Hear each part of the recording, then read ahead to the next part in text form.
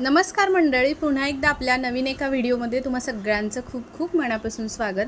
तर हो, तुम्ही थंबनेलला पाहिलं अगदी बरोबर आहे. आज आपण पोह्यामध्ये कच्चा बटाटा घालून अगदी झटपट होणारी अप्रतिम अशी अगदी लहान मुलांपासून मोठ्यांपर्यंत सर्वांना आवडणारी अगदी प्रौढ व्यक्तीसुद्धा ओठाणी खाऊ शकतील एवढी मऊसूत अशी रेसिपी बनवते. खूपच पौष्टिक आहे आणि शिवाय एकदा का तुम्ही ही रेसिपी बनवली तर नक्कीच दुसऱ्या वेळी बनवाल. म्हणजेच नेहमीचा उपमा रवा पोहे वगैरे खाणं बऱ्यापैकी कमी करून तुम्ही ही रेसिपी नक्कीच आठवड्यातून 2 वेळा तरी बनवून खाल, एवढी जबरदस्त होते. त्यासाठी करायचं काय बघा, सुरुवातीला आपल्याला इथे 2 बटाटे घ्यायचे आहेत कच्चे.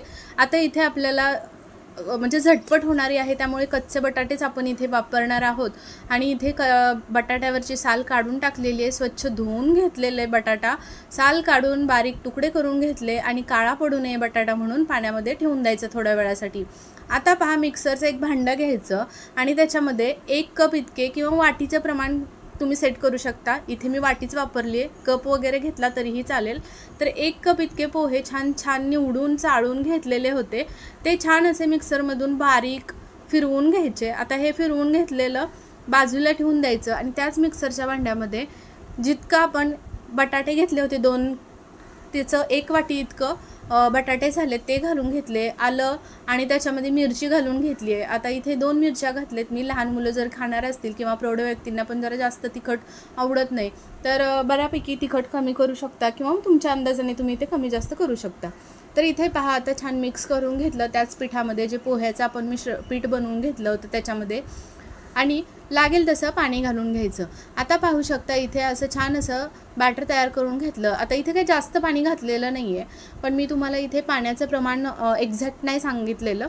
तर तुम्ही तुमच्या अंदाजाने जसे कन्सिस्टन्सी दिसते त्या पद्धतीनं तुम्ही इथे पाणी घालून घ्यायचं आहे. आता पाणी घालून घेतल्यानंतर आपल्याला त्याच्यामध्ये रवा घालून घ्यायचा आहे. तर आता इथे तुम्ही बारीक मोठा कोणताही वापरू शकता. तर इथे अर्धी वाटी रवा घालून घेतला आणि 2 चमचे इतकं दही घालून घेतलं.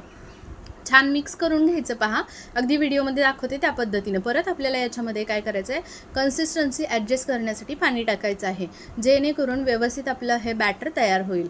तर इथे पाहू शकता मी इथे पाणी आता बऱ्यापैकी टाकून घेतलेलं आहे आणि पहिलं मिश्रण आपलं जास्त रवा घातल्यानंतर थिकच झालेलं होतं. तर रवा छान फुलावा यासाठी आपल्याला जितकं गरजेचं आहे तितकं पाणी घालायचं आहे. तर पहा, इथे मी व्हिडिओत दाखवते अगदी या पद्धतीनं गाठी गुठऱ्या सर्व मोडून घ्यायच्या आणि एक 10 ते 15 मिनटासाठी हे बॅटर आपल्याला ठेवून द्यायचं आहे रेस्टसाठी. नाही ठेवलं तरी काही हरकत नाही, पण थोडंसं जर आपण मोठा रवा वापरला असेल की नाही तर तुम्ही इथे ठेवू शकता. मी मोठाच वापरला आहे म्हणून 10 मिनटं ठेवून घेतलं. जर तुम्ही बारीक वापरला तर अजिबात ठेवायची गरज नाही, कारण लगेच आपला रवा मिक्स होतो. चवीपुरतं मीठ घालून घेतलं पहा आणि 10 मिनटानंतर इथे लगेच पॅन ठेवून घेतलेला आहे आणि पॅनवरती पहा तेल लावून घेतलं. आता हे कच्चा बटाटा जरी असला ना तरीसुद्धा इथे पाहू शकता पोहे आपण याच्यामध्ये घातलेले आहेत, रवा घातलेला आहे, त्याच्यामुळे कुठेही तव्याला चिटकत नाही आणि अगदी व्यवस्थित छान असं मऊसूत होतो. मऊसूत हवा असेल तर मऊसूत बनवा, क्रिस्पी हवा असेल तर जास्त वेळ ठेवून क्रिस्पी बनवू शकता. मध्यम आचेवरती व्यवस्थित असं पसरून द्यायचं बॅटर.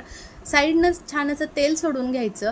अगदी व्यवस्थित अगदी साईडच्या कडा मोकळ्या झालेल्या दिसल्या की मग आपल्याला व्यवस्थित पलटी मारून घ्यायचं आहे आणि दोन्ही बाजूंनी आपल्याला छान असं भाजून घ्यायचं आहे. पाहू शकता अजिबात तव्याला चिटकत नाही बॅटर कुठेही आणि कलरसुद्धा खूप छान आलेला आहे. झटपट होतो आणि खूप टेस्टी लागतो. मुलांना बटाट्याचे खूप जास्त पदार्थ आवडतात आणि बऱ्यापैकी पोहेसुद्धा आवडतात. मग पोहे आणि बटाटा घालून कच्चा बटाटाच वापरून अगदी झटपट होणारा हा नाश्ता मुलांसाठी तुम्ही टिफिनसाठी बनवू शकता. अगदी पाहुणे मंडळी जरी घरी आली तर त्यांना माहीतसुद्धा पडणार नाही की तुम्ही कच्चा बटाटा आणि पोहेचा इतका छान असा नाश्ता तयार केलेला आहे. मस्त असे हे चिले, धिरडे, डोसे काही म्हणू शकता तुम्ही.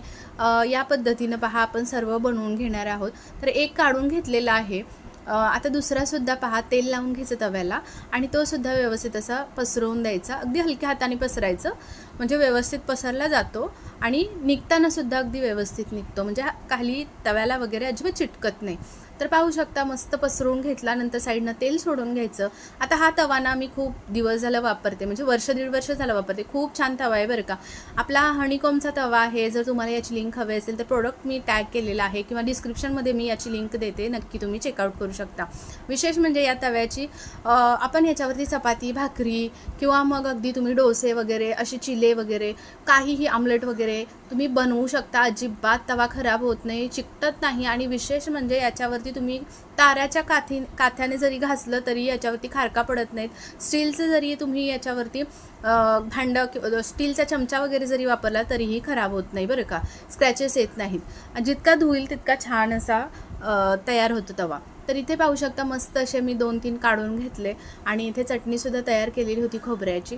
तर ही चटणी असेल किंवा मग जर थोडंसं तिखट तुम्ही मिरची जर जास्त ॲड केली असेल तर तुम्ही याच्यामध्ये सॉससोबत वगैरे खाऊ शकता. खूप मस्त लागते, एकदा नक्की बनवून पहा. लहान मुलांना किंवा प्रौढांना खूप जास्त आवडते आणि सर्वांची खूप जास्त होते. त्याच्यामुळे पौष्टिक आहे, झटपट होणारी आहे आणि विशेष म्हणजे काहीतरी वेगळं. नेहमीचा पोहे उपमा खाऊन आपण कंटाळलेलेच असतो, त्यामुळे नेहमीचं सोडून काहीतरी वेगळंसुद्धा होतं. आणि एकदा बनवून पहा, मला कमेंट करून सांगा. बऱ्याच वेळी तुम्ही कमेंट करून सांगता, खरंच खूप भारी वाटतं. आणि कशी वाटली रेसिपी ते नक्की मला सांगा. कुठून पाहता आपली रेसिपी ते सुद्धा सांगत चला, जेणेकरून मी तुमचे आभार मानू शकेल. आपली ही रेसिपी जास्तीत जास्त लोकांपर्यंत शेअर करा. आपल्या चॅनलवरती अजून कोणी नवीन असेल तर नक्की चॅनलला सबस्क्राईब करून त्याच्या पुढील बेल आयकॉन प्रेस करा, म्हणजे माझे व्हिडिओ तुमच्यापर्यंत नक्की पोहोचतील. चला उद्या पुन्हा भेटू, तोपर्यंत धन्यवाद.